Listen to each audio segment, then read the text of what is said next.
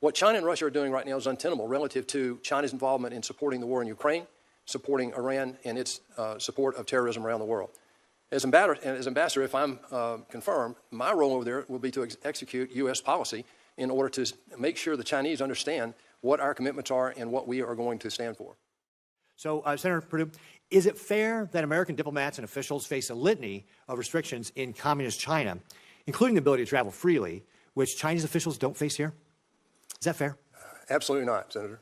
Is it fair that Chinese social media apps like WeChat can operate in the U.S., but American apps like Instagram and YouTube are banned in China? Is that fair? Absolutely not, Senator. Is it fair that American movies must get approved by Chinese Communist Party censors to be released in China, but Chinese movies don't face that same restriction here? Is that fair? It's not fair, and it's not reciprocal. Is it fair that despite being the world's second largest economy, Communist China benefits from being considered a developing nation in certain international organizations? Will you give me a little liberty here to ask? I'll let you have a little bit more on this one. Just one sentence here. Yeah. It's not just its most favored nation. They really didn't qualify to be a member of that in the beginning. It's the WTO. They need to live up to the responsibilities of that. And it's the developing nation status. I mean, this is the second largest economy in the world, as you said, our number one competitor. And no, I don't think that's fair. Is it fair that U.S. businesses have to compete with Chinese-owned enterprises that receive massive subsidies from the Chinese government? Is that fair? No, it's not. Is it fair that Communist China still forces technology transfers and steals intellectual property from U.S. companies? Of course not. Yeah. So I could go on and on and on, and I could talk about, and you've already mentioned about how Communist China has hacked us in our telephone systems, our ports, our energy infrastructure, all these things where Communist China is taking advantage of us, and this double standard must stop.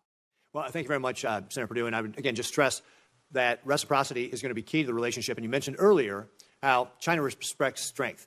If we don't force them to treat us the same way that they're treating our people in their country or the way they treat us on the international stage, they won't respect us because that is not strength. Strength is saying to Communist China, you will treat us the same way as we are treating you, or we're going to change the rules of the game.